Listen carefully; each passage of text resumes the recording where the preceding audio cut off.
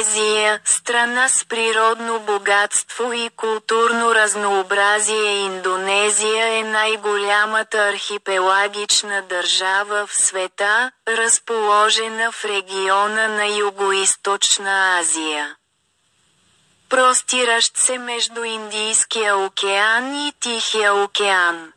Страната е известна не само с изключителната си природна красота, но и с културното си многообразие. Богатство от природни ресурси и потенциал да се развие в глобална икономическа сила. Следва подробно обяснение на района, броя на островите, културното разнообразие и природното богатство на Индонезия, което я прави една от най-уникалните страни в света. Територията на Индонезия има площ от около 1,9 милиона квадратни километра, което я прави 14-та по големина страна в света по площ. Въпреки това, морската зона е много по-широка, достигайки около 6,4 милиона квадратни километра. Включително изключителната икономическа зона и ИЗА. Така общата територия на Индонезия, състояща се от суша и море, достига повече от 8 милиона квадратни километра. Това прави Индонезия една от най-големите морски държави в света. Индонезия има брегова линия от повече от 108 000 километра, което я прави страната с втората най-дълга брегова линия след Канада. Нейното стратегическо географско положение на международните търговски пътища е превърнало Индонезия във важен морски център от древни времена. Брой острови. Според официални данни Индонезия има повече от 17 000 острова, разположени от Сабанг на запад до Мерауке на изток. От този брой около 6000 острова са обитавани от жители. Някои от големите острови на Индонезия включват Суматра, Ява, Калимантан, Сулавеси и Папуа, които се наричат заедно главните острови. Освен това Индонезия има хиляди малки острови, които са дом на биоразнообразие и култура. Индонезийските острови често имат необикновена природна красота, включително бели пясъчни плажове, активни вулкани, тропически гори и богати морски екосистеми. Острови като Бали, Ломбок и Раджа Ампат се превърнаха в световно известни туристически дестинации.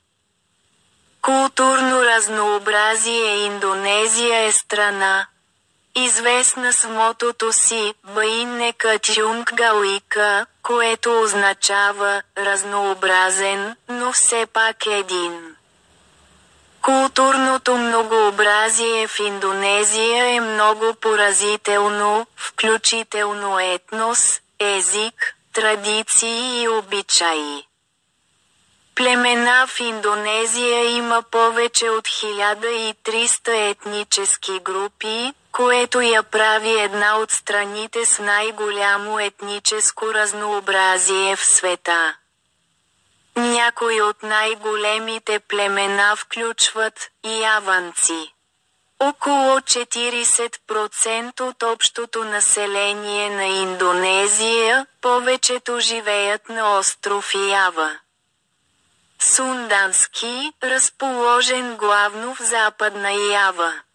Племе Батак, доминиращо в района на Северна Суматра. Племе Минангкабал, разпространено в Западна Суматра. племена Буги и Макасар, разположени в Южен Сулавеси. Папуаски племена, различни местни племена се разпространяват в района на Папуа. Всяко племе има свой уникален език, танци, музика, традиционно облекло и церемонии. Например танцът Саманутачех. Шадоопупа е три от Ява и традицията Набан от Бали са примери за красотата на индонезийската култура. Език в Индонезия има повече от 700 регионални езика, които се говорят от различни племена в целия архипелаг. Тези езици отразяват местното културно и историческо разнообразие. Индонезийският е официалният език и е инструмент за обединяване на нацията. Въпреки това регионалните езици като явански, сундански, минангкабао, бугис и ачехски все още се използват широко в ежедневието от местните жители. Природното богатство на Индонезия е благословена с изобилие от природни ресурси, както на сушата, така и в морето. Следните са някои от основните сектори на природното богатство на Индонезия. Първи. Тропическа гора. Индонезия има една от най-големите тропически гори в света, с площ от около 94 милиона хектара.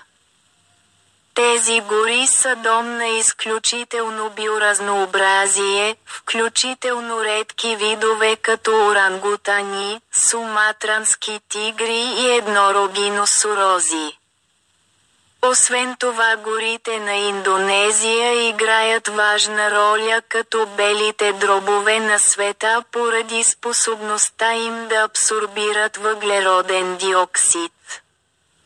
Предизвикателства като обезлесяването, незаконната сеч и преобразуването на земята обаче представляват сериозна заплаха за устойчивостта на горите в Индонезия. Следователно са необходими по-интензивни усилия за опазване на тези природни ресурси. Втори. Добив. Индонезия е един от основните производители на минни материали в света. Част от минното богатство на Индонезия включва въглища. Индонезия е един от най-големите износители на въглища в света.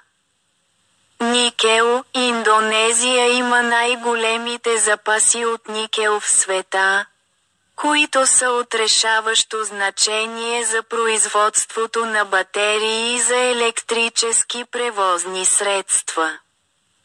Злато. Златната мина в Грасберг, Папуа, е една от най-големите златни мини в света.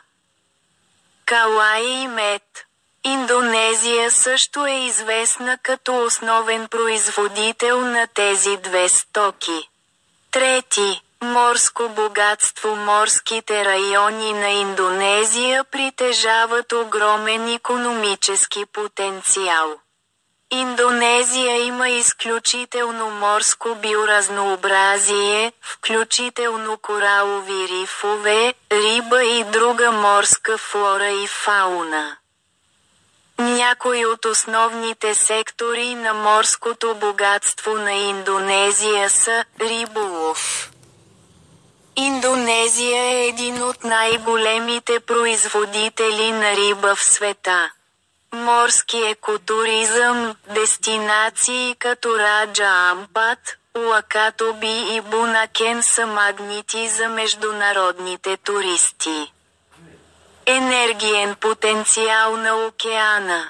Като енергия на вълните и океански течения, които все още не са използвани оптимално. Четвърти. Природен газ. Индонезия има изобилие от запаси от природен газ с големи находища като Махакам Болг в източен Калимантан и Тангуч Болг в западна Папуа. Този природен газ е не само вътрешен енергиен източник, но и се изнася в различни страни. Втечненият природен газ, LNG, от Индонезия отдавна е важна стока на световния пазар. Правителството продължава да насърчава инвестициите в този сектор за увеличаване на производителността и създаване на работни места. Възможности за подобряване на стандарта на живот, въпреки че има изобилие от природни богатства. Индонезия все още е изправена пред предизвикателства за подобряване на стандарта на живот на своите хора. Ето някои важни аспекти, които изискват внимание. Първи.